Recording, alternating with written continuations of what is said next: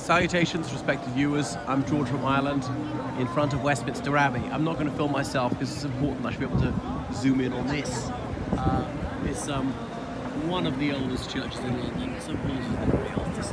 Obviously, this was considered the city of Westminster, a separate city of London, city from London, rather. Okay, so I'm going to have to zoom in now. There, right up at the top of the flag. Now you can't see it very clearly. Maybe make it brighter as well. Make out the colours a bit better. That's too bright. Okay, so you can see a bit of yellow and blue. Just from the angle you can't see the flag, unfortunately, really. But there's the belfry. So the bells are in behind these grills. See the clock here with the face above it. Angel's wings as well. Look at that. Now, a lot of this is Victorian. This cathedral goes back to the mid-11th century, but in the 19th century it was extensively reworked, especially this side of it, which is the west end of it. The altars at the other end of it. See, George VII and VI, as in he was the 7th of England and so 2nd of England and the 7th of Scotland. Okay, so 1745. But most of this is early 19th century, not 18th century. Okay, and so various saints here and here. Are we zoomed into the max? No, we don't want brightness to change. Brightness is alright, but we want brightness stay as you were.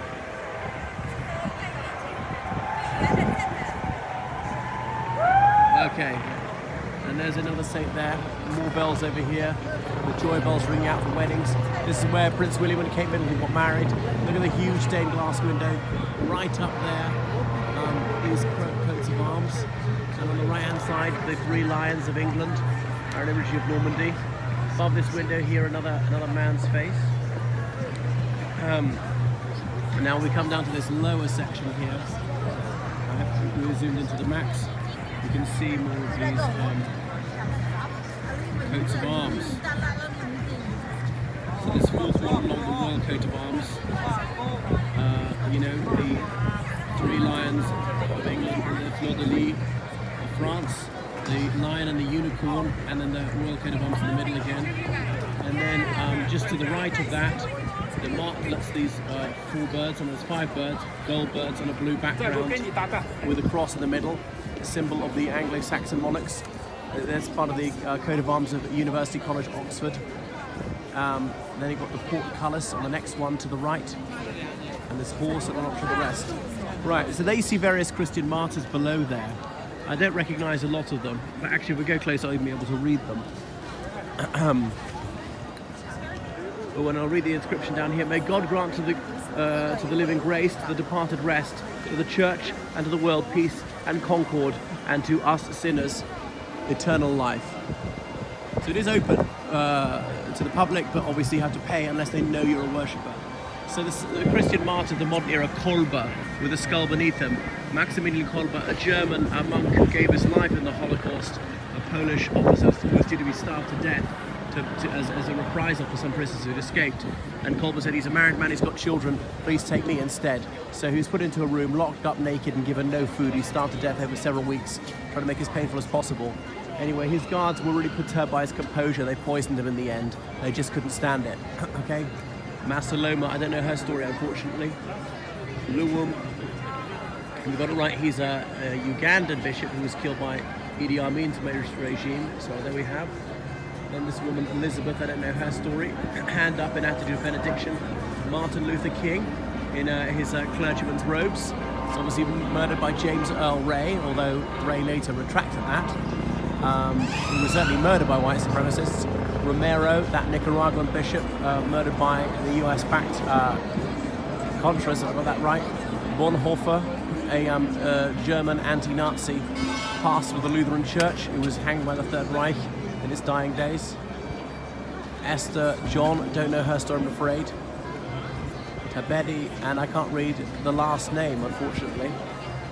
And then these figures down here personifying truth, justice, and so forth. And right over here, what have we got? Mercy and peace. So there we are. So look at these ladies here. Her coat of arms, O's got it quite clearly. The coat of arms you'll see here. Look at cathedral is a bit too bright. Which is, I was trying to film your coat of arms.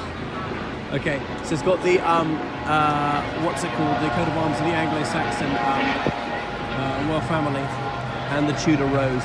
There we are. You're in a public place, doing a very public job for tourist attractions. Can't reasonably say we shouldn't film you. I'll show you better examples of the martlets, these fictional birds.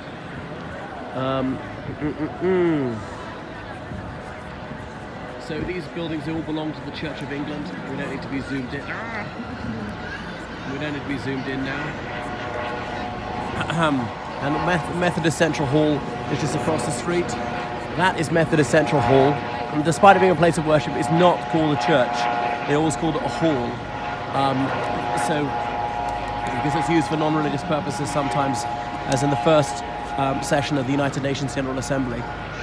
Okay, so these are the martlets. These fictitious birds. You can do 4 or 5. And they've got feet. Now the ones at UNIV, that's University College Oxford, don't have feet because some artist one time made a mistake and didn't draw the feet on them. So these security guards, they've got the same badge as she will have done. So the badge will have the Anglo-Saxon coat of arms as well. Well, I'm seeing you've got on your coat of arms you've got a rose as well, and the royal coat of arms at the top. Do you mind if I film it? The coat of arms, because I like to show the coat of arms. Westminster Abbey's coat of arms. Okay, there's no great secret. Like here, that's what I'm talking about. Coat of arms. The red roses and a few more. Okay, so Extinction Rebellion going on over here. So when I go back, you get a bit more idea of the scale. We'll see the people down there, just how tall it is. So, and this is the West End. Now, Westminster Abbey. Well, what is an abbey? An abbey is a religious house where monks or nuns live. In this case, it was monks, Benedictine monks, as in the order set up by St. Benedict back in the Dark Ages, in Egypt, in fact. Look, you can see Parliament behind, not very far away. So they live there under an abbot. He's the head monk, and they take vows of poverty, chastity, and obedience. I think in the Benedictine order, they take one of stability rather than obedience as such. Don't know what the difference is. But anyway, so they have very few personal possessions, and they live as brothers. They're addressed as brother. Now, sometimes a monk can become a priest as well. What's the difference? A priest can say mass, as in officiate this religious ceremony. There are certain religious ceremonies that only count if performed by a priest. So certain Christian denominations have the concept of a priest, as does Hinduism. Some religions don't. So you can be both a monk and a priest at the same time. And if you're a priest, therefore you're addressed as father. Now, in this part of the world, we normally address the priest by father and then his surname, not his Christian name. In the United States, they usually say father and then his Christian name. So, example, if supposing Donald Trump was a priest, here would be Father Trump. In the United States, he'd be Father Donald. However, monks, when a monk becomes a monk, he takes a name in religion, usually not the same as he was baptized as. So if it was Donald Trump and he became Gregory, he'd be Father Gregory. And so monks are addressed as brother, so Brother Gregory in his case. If this monk subsequently became a priest as well, he'd be Father Gregory, not Father Trump. Confusing, I know. So giving you an idea of the size of Westminster Abbey, and there's Remembrance Sunday, which is the nearest Sunday to the 11th of November, and it's commemorating the end of the First World War and all subsequent wars in which the United Kingdom was involved. But here there's a field of remembrance, and there are lots of little wooden crosses, and they're arranged in different clusters for different regiments of the Royal Navy and so on. And people sometimes write a name of their dead relative on it, and that's the field of remembrance. There's the Supreme Court across the street.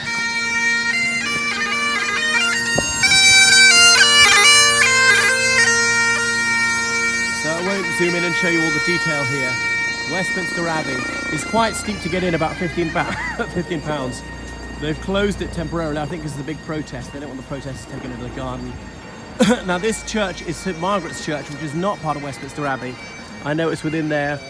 We'll call it the parish church of Parliament. Okay. So here we are. So lots of kings and queens are buried in there. Catherine of Aragon, for example, originally buried in Peterborough Cathedral, if I got it right, reinterred here. So many monarchs, but obviously in more recent times, they've been buried under the floor of St George's Chapel in Windsor Castle. So it dates from 1323, this is St Margaret's here. You can see that the bell tower is under reconstruction. Now, churches in this part of the world face east. The altars at the east end, the idea being towards Jerusalem. They don't have to be angled exactly towards Jerusalem, but just roughly, so east. What if your church is further east than Jerusalem? Do you have the altar to the west? Pass on that one. And I heard of a church, well, a chapel at Gordonstoun in Scotland, and supposedly the altar was at the wrong end. Some of it was sacrilegious. Okay, so that's Parliament. We're on Parliament Square now. Okay, so give you a 360 degree. Looking back at the Supreme Court.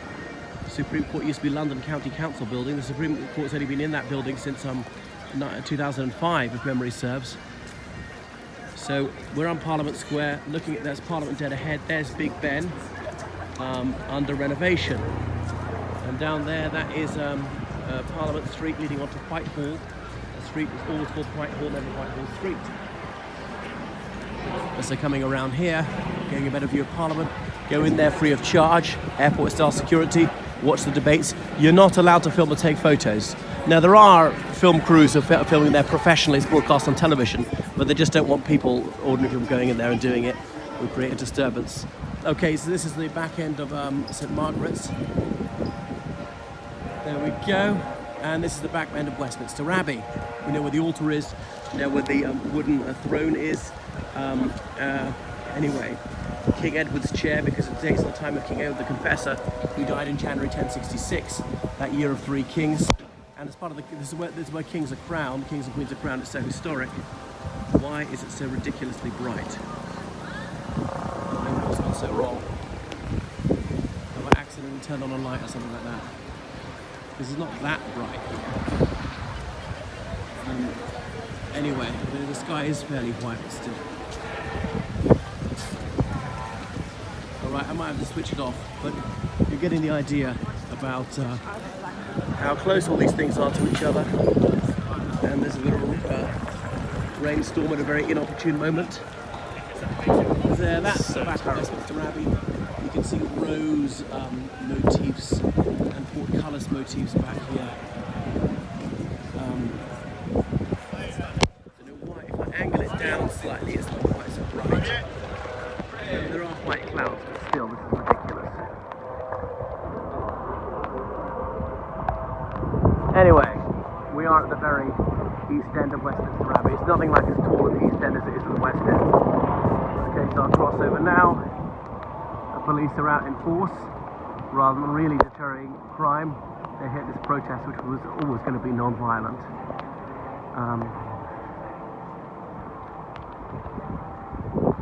Daedalus conservation. Well, don't fly too close to the sun, will you? Alright, so that's enough about Westminster Abbey. You can get in there, do brass rubbing on some of the tombs and so on. A statue of George V. Might do a video about him one time. Alright, so go in there, go to Poets' Corner, where so many famous poets from the 17th century onwards are interred. Others have tablets and memorials.